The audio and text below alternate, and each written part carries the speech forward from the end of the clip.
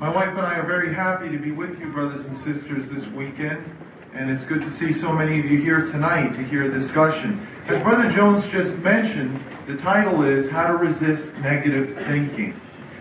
And I'd like to start out by having you imagine that you're going to take a trip all the way across the country, and you're going by car. Now, as you know, that's a long trip.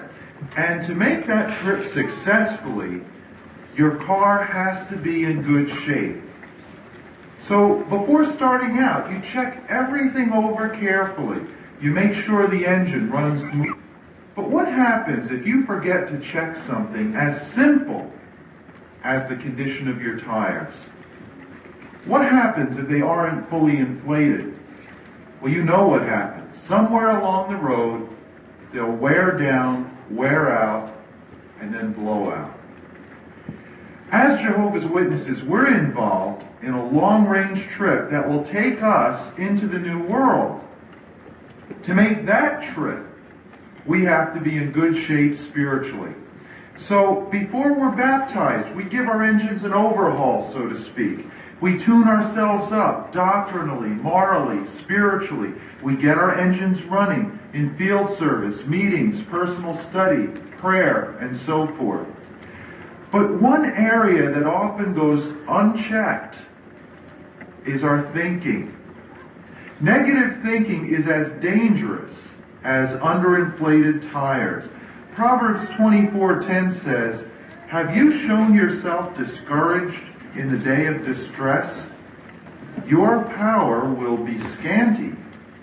What does that scripture mean? It means that trying to serve Jehovah with negative thinking is like trying to drive a car with underinflated tires. We're moving. Our engine is running. When people ask, "How are you doing?" we say, "Fine." And our field service report and our meeting attendance might back up that claim. But inside we're dragging. Something is wrong. Our power is scanty, as the scripture says. How scanty can it get? Well, the September 1st, 1990 Watchtower says, "Some have even ceased walking in the truth because they were discouraged." Some might not go to that extreme, but are affected in another way. Ecclesiastes 7:7 says, "For mere oppression may make a wise one act crazy."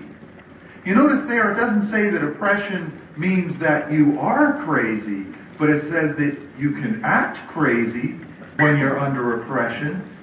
Yes, oppression can affect the way we act. It can cause even those of us in the truth for many years to act in irrational ways. It might cause us to stab a brother or sister in the back. It might cause us to think unduly low of ourselves. It might make us consider ending it all. Even Job said at one point that the prospect of death seemed better than life. There used to be a time when we thought that getting to that point, or getting depressed or discouraged or negative, well, that was problems of the world. Jehovah's people shouldn't get negative thoughts. That's what we used to think. We used to think, well, if Jehovah's people do get those thoughts, then there must be something wrong with them. It must be a sign of spiritual failure, but not so. Faithful Bible characters experience negative thinking. Hannah, Nehemiah, Job, David, Paul. These were faithful men and women. And yet, listen to the way they describe themselves. Here's the phrases: fears within, laid low, thrown down, bitter, gloomy, numb of heart. Now, these men and women were approved by Jehovah, but were they always approved by themselves? No. And it's not abnormal for you and I to go through the same thing today. And many of us do. In recent years, it's become apparent that there are undoubtedly many thousands of our brothers and sisters who were in their past victimized in terrible ways by Satan's world. Many grew up in dysfunctional families. Some were sexually abused. Others were severely physically or emotionally abused. Now, make no mistake about it, the effects of such a past do not leave when a child leaves home. The effects of such a past don't automatically leave when a person comes into the truth. The scars often remain. So, even with the hope of the new world, the fact is that right now we still live in the old world. And we feel the effects of that every single day. So let's start out our discussion this evening by stating that what may have happened in the past, as well as its effects, negative thoughts, discouragement, depression, low self-esteem, anxiety, none of these prove that you're abandoned by God or disapproved of by Him. All it proves is that you're human and that you're a victim of 6,000 years of imperfection. Join the human race. All of us are suffering from that. The best cars on the road will occasionally get a flat tire. The best servants of Jehovah will occasionally go through ups and downs. But as common as it is, and as susceptible as we all are to negative thinking has a danger. And it's a danger that you and I need to be aware of. You know what it is? Look at 1 Corinthians chapter 7. We're going to read verses 29 and 30. And notice the inherent danger that negative thinking has. 1 Corinthians chapter 7, beginning with verse 29 says, "Moreover this I say, brothers, the time left is reduced. Henceforth let those who have wives be as though they had none, and also those who weep be as those who do not weep." Now let's stop right there. According to Phillips' Bible, verse 30 says, "There is no time to indulge in sorrow." Now, you know what the word indulge means, right? When we talk about indulging a meal, we mean that you just gobble it up heartily. Well, this scripture we just read says that we have a tendency to indulge negative thinking. In other words, we have a tendency to gobble up negative thoughts about ourselves. The imperfect flesh loves that. Now, isn't that ironic? None of us like to think negative thoughts, especially about ourselves. None of us can afford to think negatively about ourselves. But because we're imperfect, the imperfect flesh gobbles it up. Just like we gobble up a delicious meal, the imperfect flesh feeds itself and enjoys and even craves negative thoughts. It's very much like moving into a new house, trying to get rid of negative thought patterns. Have you ever done that? Let's say you live in a very small house and you have a large family. You want to move into a larger house, and finally you're able to do it. You buy one. The day comes to move. What happens? You feel sad. You feel gloomy. Why? You want to move out of this shack, but it's hard to break from the familiar, even when the familiar is painful. That's just the way we are as humans. And we often have those same experiences, those same feelings when we try to move from our negative thought patterns. As painful as they are, they're very familiar to us. Or as 1 Corinthians 7 says, we have a tendency to indulge them. So don't be surprised if in making efforts to overcome negative thinking in the areas we'll discuss tonight might be very difficult. It might feel as difficult as moving from a house that you grew up in. Now, what are we talking about tonight when I mention negative thinking? We're going to use that phrase a lot, but specifically, what are we talking about? Look at 1 Kings chapter 8 and verse 38, and this will answer that question. Now, in 1 Kings chapter 8, we have recorded King Solomon's prayer at the inauguration of Jehovah's temple. And what he prayed to Jehovah here really sets the theme for what we're talking about tonight when we say negative thinking. 1 Kings chapter 8, verse 38. Whatever prayer whatever request for favor there may occur on the part of any man or of all your people Israel, because they know each one the plague of his own heart, and they actually spread out their palms to this house. You notice that phrase, the plague of each one in his own heart? That's what we're talking about tonight. You as an individual know the plague of your own heart. So as we discuss various principles tonight, apply it to your plague. Apply it to your situation. What troubles you from day to day? What do you constantly have to bring to Jehovah in prayer? That's what we're talking about tonight under the theme, Resist Negative Thinking. And remember, if you're driving a car on the road and you get a flat tire, you don't junk the car. You don't keep driving either. You stop and you change the tire. In the same way, we don't quit serving Jehovah because we have negative thinking patterns. On the other hand, we don't have to just keep driving either and say, well, this is just the way I am. No, we can actually stop and do some repair work. Now, granted, we're all imperfect, and so the repair work that we do may not be permanent. There are some negative thinking patterns that may be with us well into Jehovah's new world until we're completely cured of our imperfections. And yet, with Jehovah's help, reasonable recovery can be made even now.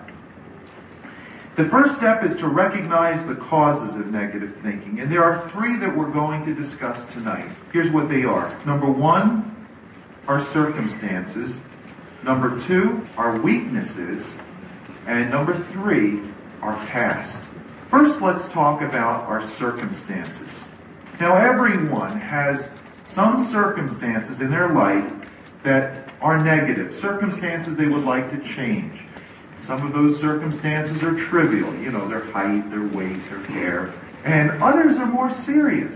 Financial problems, family problems, physical illness, problems where you work, problems where you live. Some have lost loved ones in death. Some have loved ones who are disfellowshipped. And as one sister said, that can be worse than having a family member die. A sister whose fleshly sister was disfellowshipped had also just gone through the experience of seeing her mother die, and she said, well, I could cope with that, because at least I know she's going to be resurrected in the new world. But having my sister disfellowshipped, she says, that was worse than death. So if you've had a relative, a loved one disfellowshipped, there's a circumstance that can make us discouraged. We can't underestimate that. Actually, the list of negative circumstances that we could undergo, the list could go on and on. As the November 1st, 1989 Watchtower says, in this system of things, no one has a perfectly satisfying life. Only in the coming new world will the desire of every living thing be satisfied. Meanwhile, the sad fact of life in this system is that all of us have some negative circumstances that are beyond our control. The problem is when we let these negative circumstances begin to control us. So how do we resist negative thinking about our circumstances? Step number one, recognize negative thinking as a design of Satan to cause you to quit. Satan? Could Satan be involved with negative thinking? Jesus thought so. You remember the account where Peter told Jesus that he wouldn't really have to suffer? He says, come on, Jesus, you're not going to have to die. You're not going to undergo this problem at all. What did Jesus say to Peter? Get behind me, Peter? No. He said, get behind me, Satan. Likewise, Paul said that he was suffering a thorn in the flesh, which he did not define, but it's interesting that whatever that thorn in the flesh was, he also called it an angel of Satan. Now, let's understand what this means. It does not mean that Satan is hovering above you and deliberately causing everything that goes wrong in your life. If you get sick, it doesn't mean that Satan and his demons are right above you saying, aha, let's spread the germs here and make this person sick so we can't go out in service today, so we can't pioneer this month. No, that's not the way it works. But the May 15th, 1951 Watchtower explained it in a very balanced way. It said that since we live in Satan's world, all of us are bound to be affected by it to some degree. We can't escape that fact. And even in the world, to some degree, we're not escaping the fact that we live in Satan's world. But here's the point that the Watchtower made, May 15th, 1951. It said that Satan can use circumstances after they've befallen us to worry us, weaken us, break down our zeal, and cause us to quit. Now, doesn't that make sense? That means that Satan doesn't necessarily make you sick. He's not the one that caused a family member to die or get disfellowship. But boy, after that circumstance comes, he can use that. He can use that circumstance to worry you, weaken you, break down your zeal, and cause you to give up. That is Satan's design or purpose. Now, once we appreciate that, once we see what Satan tries to do once a bad circumstance gets a hold of us, that should make us detest the very idea of giving in to negative thoughts about our circumstances. Negative thinking has the same purpose, as far as Satan is concerned, as immoral thinking. Now, what do we do when immoral thoughts present themselves to us? Do we indulge them? Do we dwell on them? No, you know what we've been told. We've got to get them out of our minds right away. Do the same thing with negative thoughts about your circumstances. Really, the end objective of negative thoughts about immorality, or I should say immoral thoughts, or negative thoughts, the same purpose is served by both. They can both cause us to become weakened and quit serving Jehovah. And with both tactics, that's what Satan's trying to do. Some people crawl into the crock pot of self-pity and they pull the lid over themselves and they get to really love the warmth in there. Let's not do that. Resist negative thinking as much and dismiss those thoughts as quickly as you would dismiss immoral thoughts. Recognize these negative thoughts about our circumstances as a design of Satan the devil to cause you to quit. Solution number 2. Expect the best from your circumstances. Sometimes when you expect the best, you get the best. And by contrast, when you expect the worst, sometimes you get the worst. Now, don't get me wrong, this is not some psychic idea. It actually has scriptural and everyday proof. Let's use as an example the circumstance of your field service territory. And then you can apply this principle to other circumstances as well. Let's say that your field service territory gets negative labels from ourselves. Sometimes we publishers will label our territory. You've heard all the labels. There's indifferent territory, there's apathetic territory, or the generic label, just plain bad territory. And thus our circumstance might be having to work, let's say, bad territory. John chapter 4, Jesus entered what many people in his day would have labeled bad territory. It was Samaria. Now the Jews and the Samaritans were at odds with each other for centuries. And once Jesus himself personally experienced opposition from the Samaritans. And that's recorded at Luke chapter 9, verses 51 to 56. But now Jesus found himself in Samaria again at John chapter. Now, was that bad territory? It's interesting that Jesus didn't label it. And therefore, his approach to the woman at the well wasn't fearful or apologetic. It was with confidence and conviction. And you know the rest of the story about what happened with that Samaritan woman. She attracted a crowd of people to Jesus. They begged him to stay. He witnessed to them for 2 days, and many people came into the truth as a result. And all of this happened in bad territory. Now we can learn from that. Give your territory a negative label, and you deprive yourself of the potential for wonderful experiences. As soon as you label it, you reduce your chances of starting conversation, placing literature, and starting studies. Your label becomes a self-fulfilling prophecy. We actually encourage non-interest by labeling territory. How? It's claimed that 93% of our communication is carried in our voice tone, facial expression, and body movement. Only 7% of our communication is traced back to the actual words that we speak. You know what that means? It means that when we go out in service, how we look and how we sound has more impact on the householder than what we say. So if we go to the door and our tone of voice, our facial expression, our posture, our appearance betrays a lack of conviction, your presentation will just be apologetic, apathetic, and just plain pathetic. If you approach with the idea that the householder is going to be a staunch Catholic or rich or rude or snobby or whatever, that thought will affect the way we handle ourselves at the door. We can't help but communicate the label that we've put on the householder. And make no mistake about it, those feelings are communicated to the householder. Therefore, we'll almost unavoidably get bad results. We will walk away from the householder thinking that they weren't interested, and they are going to think we weren't. On the other hand, if we can go to the door and just assume or expect that the householder is a sheep, or at least that they will listen to what we have to say, in many cases they will. We can actually make the householder interested by showing that we are interested ourselves. Now, does that sound unbelievable?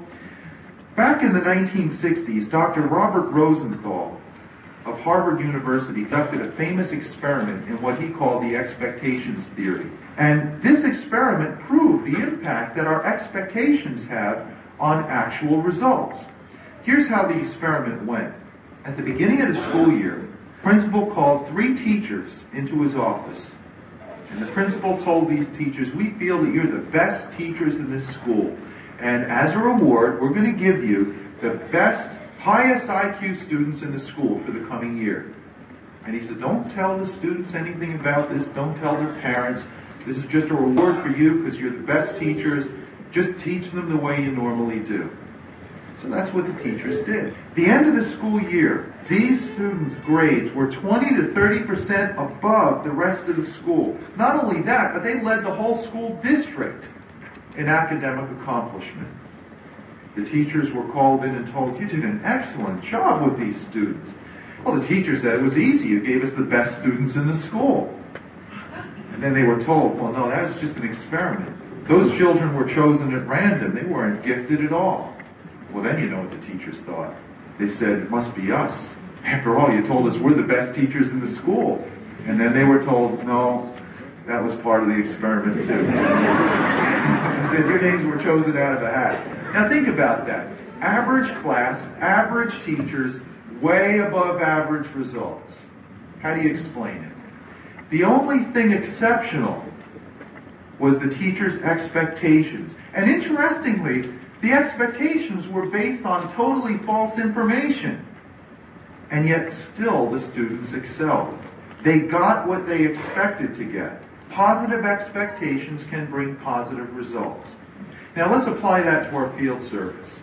The January 1984 Kingdom Ministry says that we should approach the territory assuming that each householder is sheep-like at heart, or at least will listen. Or as one circuit overseer said, "Let the householder make the decision. Don't make it for him." The October 1990 Kingdom Ministry adds this: "Witnessing becomes easier if we view each householder as a potential servant of Jehovah." And then the article says, "This frame of mind will help us convey the truth in a warm, sincere manner that will attract interested ones." So expect the best from your field service territory, and when you think about your other circumstances, perhaps that principle can apply. If we expect the best, often we can get the best. And even if your circumstances do not change, at least your circumstances will not control your thoughts and emotions. So that's solution number 2 in dealing with negative thoughts about our circumstances. Solution number 3 is focus on the positive. Matthew chapter 14, Matthew 14 verses 26 to 30, tells how Peter tried to walk on water. And you know what happened. He started out fine. But Matthew 14 verse 30 says, looking at the windstorm, Peter got afraid and started to sink. See, what Peter needed was faith, not fear. But when he focused on the negative circumstance, which in this case was the wind-tossed waves, when he saw that, he began to feel fearful. And that's when he started to sink. He should have been concentrating on Jesus. That's where his eyes should focus. Now, often when we face a problem, a negative circumstance, we start looking at that circumstance, and that blocks our view of what we should be concentrating on. Instead, we fix our gaze on the problem itself. And the more we do that, the more we look at the circumstance, the more being like Peter. We start looking at all the waves churning up, and we lose focus on what we should be looking at, and we could start to sink. Individuals preoccupied with what's going wrong in their lives don't gain happiness from the things that are going right. So no matter how many problems you might have, there are always some aspects of your life that are going well. Focus on these. Parade magazine says, control what you can control, ignore what you can't. And one doctor goes a step further. He says, what you can't change, you better learn to love a lot. You know, that's hard to do, isn't it? Many people today feel that to be happy, they have to have the right circumstances first. Some people say, I'll be happy when I make more money. I'll be happy when I move. I'll be happy when I get married. I'll be happy when I have children. I'll be happy when I go on vacation. You see what happens? Our happiness becomes contingent on our circumstances. Or to the truth, we can do the same thing. We might say, I'll be happy when I'm finally a ministerial servant. I'll be happy when I'm an elder. I'll be happy when I get a part on the circuit assembly. I'll be happy when I'm a regular pioneer. I'll be happy when the new world comes. Well, as answers to the questions, what are your goals for the future? Those are good answers. But as answers to the question, what does it take to make you happy? All those answers have one serious flaw. They're all future-oriented. They all imply, I will be unhappy until these circumstances change. Dr. Wayne Dyer calls this futurizing. It's the practice of idealizing the future, saying, I'll be happy when I get a raise, or I'll be happy when I have a child, or get rid of my child, or whatever the case may be. Futurizing. Some people spend their days striving and striving for some future goal. And you know what happens as soon as they get that goal, because they're used to futurizing, they're immediately futurizing about some other goal. Striving and striving, never arriving. A pioneer longs to be at Bethel. There's the hub of activity, making the literature. I won't be happy until I get there. But you know what can happen? That pioneer might get to Bethel, and let's say you work on a bindery line. Now, you probably saw the video, Jehovah's Witnesses, the organization behind the name. You see all those books that go by a brother's hand if he's working in the bindery. He sees more books go through his hands in a day than he would see in a lifetime of pioneering, even in good territory. So many books go through his hands. You feel the pulse of the increase going on when you see so many books being shipped out.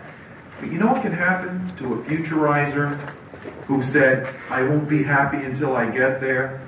Well, now that he's at Bethel putting all these thousands of books in boxes each day, he says to himself, yeah, but where's the people coming into the truth? Books, boxes, yuck.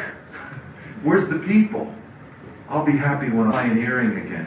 Striving and striving, never arriving. Same thing happened in Bible times. 1 Corinthians 7:27. You remember that scripture where Paul says, are you bound to a wife? Stop seeking a relief.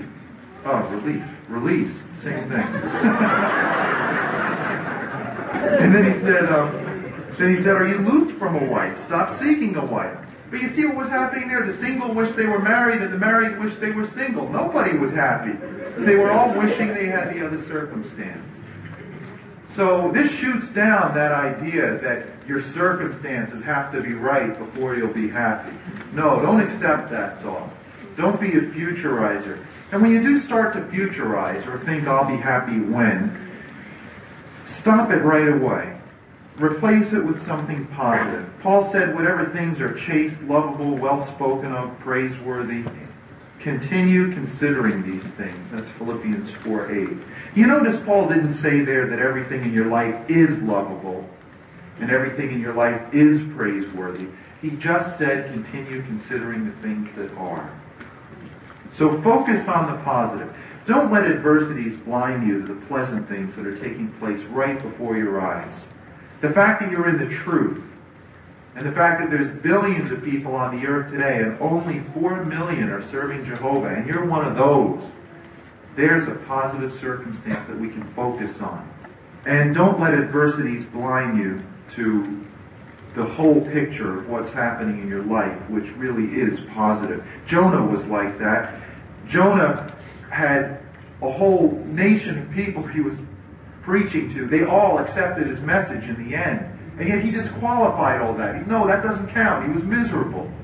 And sometimes we can do that too. So focus on the positive.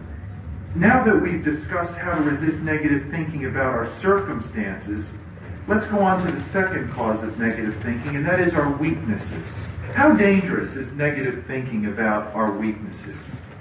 Well, the April 15, 1990 Watchtower says that some even lose their relationship with Jehovah because of a sense of unworthiness. They're so conscious of their weaknesses that they conclude Jehovah will never accept their service to Him. Many have said that they feel hypocritical serving Jehovah. Well, granted, every one of us need to work on any weakness that we might have. But instead of working on their weaknesses, some let their weaknesses work on them. Some brood over their weaknesses to the point that they feel that they're worthless or disapproved of by Jehovah. Now, only humans do that. Does a dog get depressed because the dog down the block can bark louder than he can? Does he enroll in barking school so he can show all the other dogs how much better he is? No. Only humans do that, and they do. They compare themselves with other humans and feel all depressed because someone else can do something much better than they can, and they'll mope around for days about it. How many birds do you know that say, I can't stop building nests, I've got to build more nests, bigger nests, I've got to be the sparrow of the block? Birds don't do that, but humans do. Humans get all depressed because someone down the block has a better car, a better house than they have. They've got to have it bigger, they've got to have it better. Does a cat mope around because he missed a mouse? No. He just gets right on to the next mouse. But people do that. They'll be immobilized for years because of some missed opportunity. So how can we resist negative thinking about our failures, our shortcomings, and our weaknesses? Solution number one. It's the same thing about our circumstances. Recognize negative thinking about your weaknesses as a design of Satan to cause you to quit. February 15, 1990 Watchtower says, the devil exploits feelings of worthlessness to try to draw you away from God. Satan is the source of the sin that damaged you in the first place. Now he may try to encourage the feeling that you're worthless in God's eyes. And then the article makes a very interesting comparison to soldiers on a battlefield and how they can become demoralized even before the war is over. It says, how many battles have been lost because soldiers entered the fight already demoralized? So do not let Satan demoralize you. Being aware of Satan's design should stimulate you to fight all the harder to do what is right. So recognize negative thinking about your circumstances as a design of Satan to demoralize you and cause you to quit. Solution number two. Recognize the difference between weakness and wickedness. They're not the same. The only similarity they have is they both start with W. Paul told the Corinthians to remove the wicked man from among you, but he told the same congregation to welcome the man having weaknesses. So just because you're experiencing a weakness does not mean that you're wicked. And it doesn't mean you're a hypocrite. A hypocrite is someone who pretends to be what he is not. If we're striving to do what's right and occasionally slip, that's not making a pretense. If we're cut to the heart, if we talk to someone about it, we try to get help, that's not a hypocrite. And if you're plagued with feelings of unworthiness because of your weaknesses, ask yourself, who is worthy? Which one of us doesn't have a constant fight with our weaknesses? Look at Colossians chapter 3 and verses 9 and 10. And this scripture talks about the new personality, but there's the way it's worded here that we have to look at carefully, because it can help us to have a more realistic outlook on our weaknesses. Colossians chapter 3, verses 9 and 10. Verse 9, starting halfway down, says, "Strip off the old personality with its practices, and clothe yourselves with the new personality, which through accurate knowledge is being made new according to the image of the one who created it." You notice there it doesn't say that the new personality is made new, let's say at the time of your baptism. It says that the new personality is being made new. That implies an ongoing process, even after dedication and baptism. Now, this is not to minimize the seriousness of sin, or to give us an excuse to seriously compromise and then just say, well, my personality is still being made new. No, that's not the point here.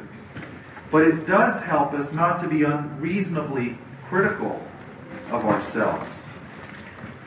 So, when you're working on a weakness, even if you feel you have a long way to go, you can gain comfort from this scripture, the personality is being made new in the case of all of us. And another scripture that can help is Psalm 84, 5 through 7. Now, this scripture tells us of a long, difficult journey that the Israelites made to Zion. But look at verse 7 in Psalm 84. Psalm 84, verse 7 says, "They will walk on from vital energy to vital energy. Each one appears to God in Zion." What does that mean? Well, walking from vital energy to vital energy, according to Knox's translation, means that the Israelites were, at each stage, refreshed. Here's the point. The Israelites had a very difficult journey to make here. And it was a long one, too.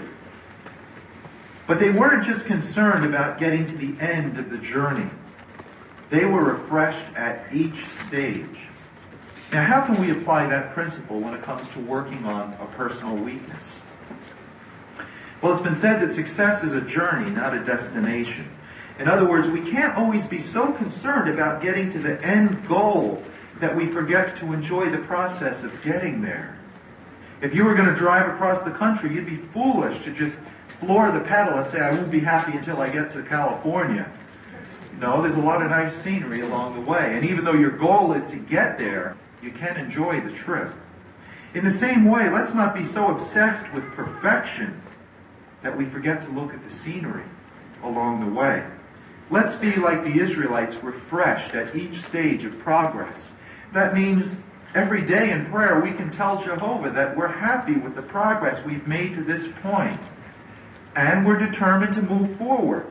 Doing this will help us reach the end of our goal, because now we'll approach our weakness with a more positive frame of mind, refreshed and determined, not repelled and disgusted with ourselves.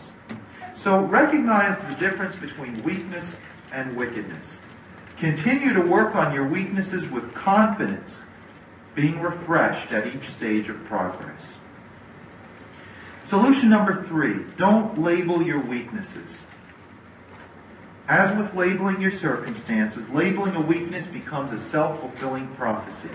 If you tell yourself, I'm not the field service type, I'm not the study type, I'm not the type to mix with others, as soon as we label ourselves, we stop making progress in those areas.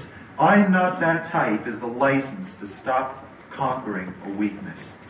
A negative label can often stand between you and the success of a goal. It can cause failure in something that you really are quite capable of doing.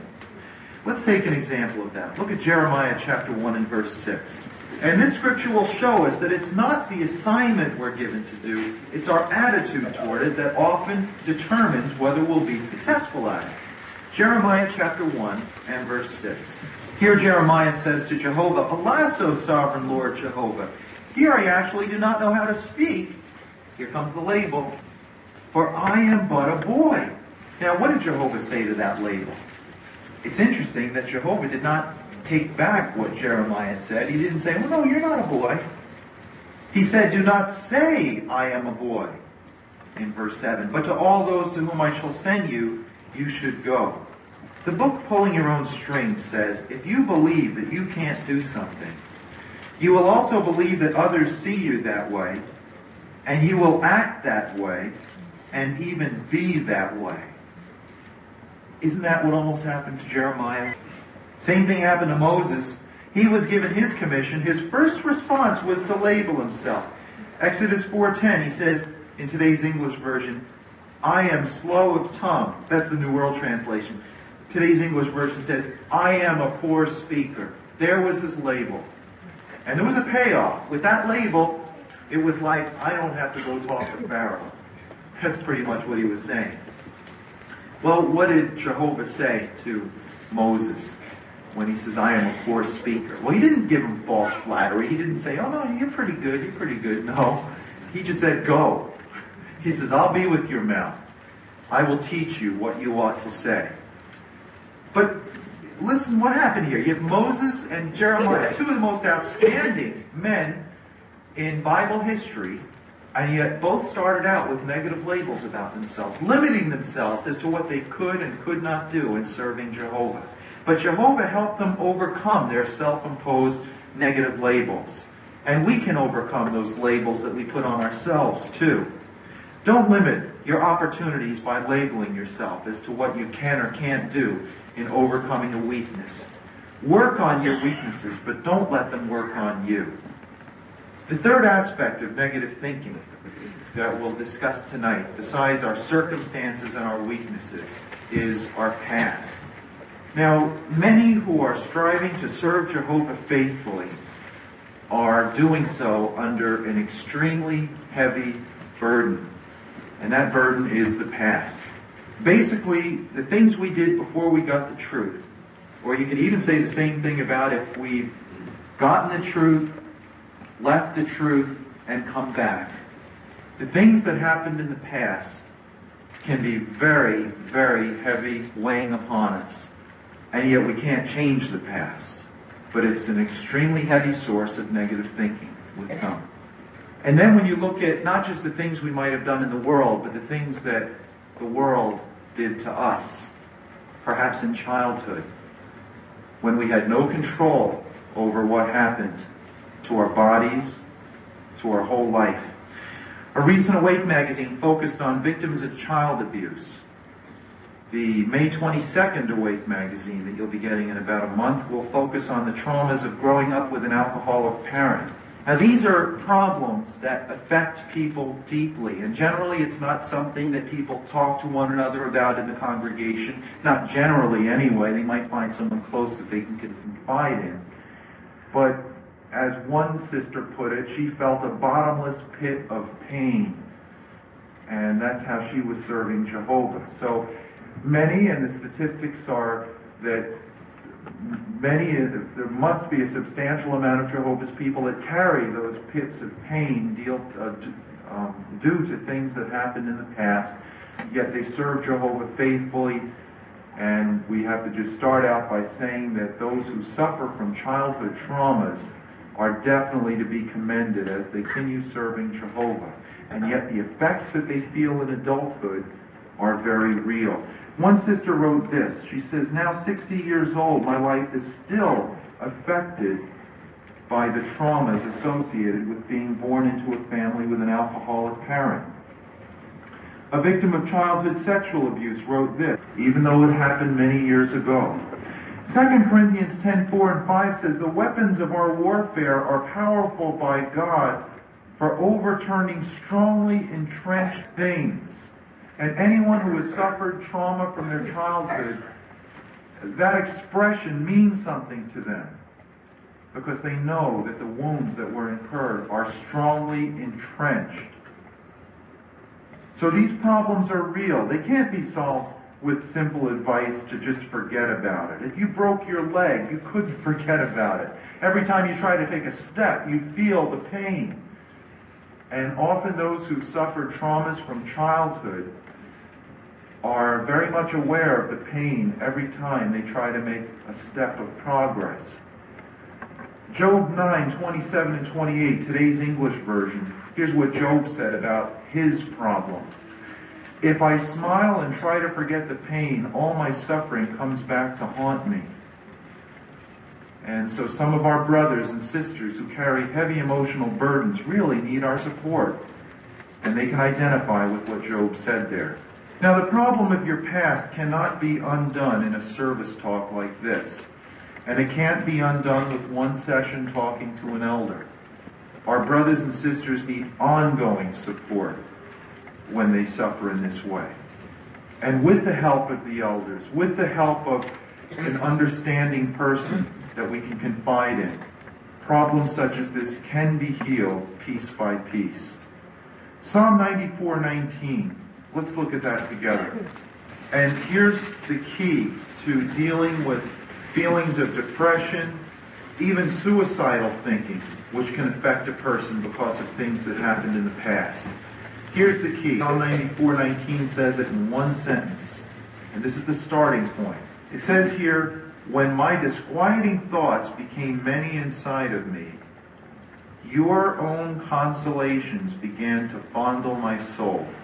You can't help but read the Bible and be impressed with the fact that the Bible has consolation for whatever circumstance occurred to you in your past. There's nothing in the Bible that will tell you to just forget about it. There's nothing in the Bible that will do you damage. And a starting point for us to look at where Jehovah's consolations can begin to fondle our soul is found at Malachi chapter 3 and verse 7. This scripture is like therapy to people who have undergone feelings of low self-esteem, feeling that they're not worthy, feeling that they're trash, as one person said, just because of the way they were treated and the way that was ingrained into their minds and hearts in childhood. Malachi chapter 3 and verse 17. And this is one of many scriptures that express this same thought. But we've got to read these scriptures again and again and realize not how we look at ourselves or how our caretakers looked at us when we were young, but how Jehovah views us. That's what's important. Malachi chapter 3 and verse 17. Here it says, they will certainly become mine, Jehovah of armies has said. Jehovah's talking here about people who serve him. They will become mine at the day when I am producing a special property, and I will show compassion upon them, just as a man shows compassion upon his son who is serving him. Now here's the point of that scripture. Often victims of childhood abuse feel damaged, unworthy, unclean. One sister who was a victim of ritual sexual abuse as a child said that even when she learned the truth, even after baptism, she would be thinking that her reward in the new world wasn't going to be the same as everybody else, because she felt that she wasn't the same as everybody else. When she first came to the hall and started associating with the brothers and sisters, they'd be singing, "We're Jehovah's Witnesses," and she couldn't sing that. In her mind, she's saying, yeah, they're Jehovah's Witnesses. I'm something else. I'm damaged. After baptism, she's in full-time service. Does that make that thinking just go away? No. She said the hardest thing for her was to even envision herself getting the same reward as everybody else in the new world. She felt that in the new world, everybody else was going to get this beautiful house like you see in the Live Forever book. But Jehovah would give her this rock to research. That would be her permanent assignment. Here, something very dull and just, this is your assignment. This is what you do. You're different from everybody else. It's sad. And yet, this is the pattern of thinking that some, because of childhood trauma, suffer with, and even after they're baptized or in the truth, they can still be affected by that. Or some take it a step further and inwardly feel that Jehovah's not going to let them survive at all. Can you imagine that for something that's not even their fault? But this is the real thinking that some can carry with them. Now, what did we just read in Malachi 3:17? It says there that Jehovah views every one of us as, and there's the beautiful phrase, special property. Not damaged goods, not as unworthy. Now maybe our father or our mother in real life did not treat us like special property.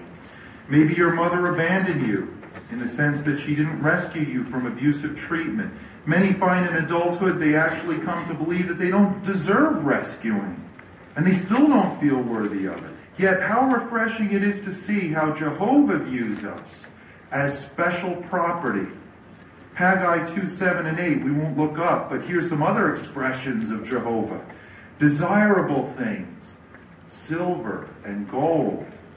That's how Jehovah views us.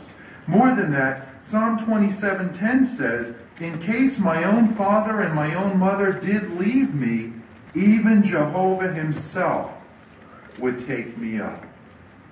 It's no coincidence that the Bible is filled with many comparisons to Jehovah as a parent. And it's no coincidence that as a loving parent, he uses expressions that a loving parent should. Special property. You are like silver and like gold to me. Special property. That's the way Jehovah treats us. So go back to that scripture that we read just a few minutes ago where it said that when my own disquieting thoughts came upon me, your own consolations began to fondle my own soul. Well, now that takes on special meaning, because the Bible is filled with consolation from Jehovah as a loving parent that realistically can help us to see how we're not damaged, we're not unworthy in his eyes. We are like special property to him. And that's the first step toward healing the effects of childhood trauma. That's all we can say about that subject right now. And yet, as the elders and others in the congregation give support to those who suffer with feelings of low self-esteem because of things they've suffered in the past, we know that Jehovah will add his blessing. Today, basically, we're able to discuss three areas where we need to resist negative thinking: circumstances, weaknesses, and the past. And it's hoped that the points that were mentioned will help us to serve Jehovah with a more positive perspective. And remember, a flat tire in your car can be caused by overinflation and underinflation. We don't want overinflated egos, obviously, but we don't want the other extreme either. Underinflated thinking can wear us down, wear us out, and take us out of the race for life. However, realistically speaking, your circumstances, your weaknesses, and your past have not changed one bit in the past hour. They're still very real to you. Yet the fact that you continue serving Jehovah despite your circumstances, despite your weaknesses, and despite your past says something about you. Psalm 126 verses 5 and 6 will be our concluding scripture. And no matter what circumstances, weaknesses, or past we may face, this scripture applies to us. Psalm 126 verses 5 and 6. Here it says, those sowing seed with tears will reap even with a joyful cry. The one that without fail goes forth even weeping, carrying along a bag full of seed, will without fail come in with a joyful cry, carrying along his sheaves. This scripture acknowledges that some of us are sowing seeds with tears. Now, what does it mean to sow seeds? We sow our seeds in field service. We sow our seeds when we come to meetings, and we incite one another to love and fine works. But how many times when going out in service or coming to a meeting Have you been so heavily weighed down by an anxiety or circumstance or problem? How many times have you sowed your seeds with tears? This scripture assures us that Jehovah sees those tears, even the ones that we shed inside. He sees those tears and he assures us that they will turn into singing and rejoicing. In Jehovah's new world, the desire of every living thing will be satisfied. The tendency to indulge negative thinking will just be a part of our imperfect past. So may all of us continue serving Jehovah, even with tears, for the present, confident that Jehovah will sustain us now and reward us later with everlasting life in his coming new world. Thank you.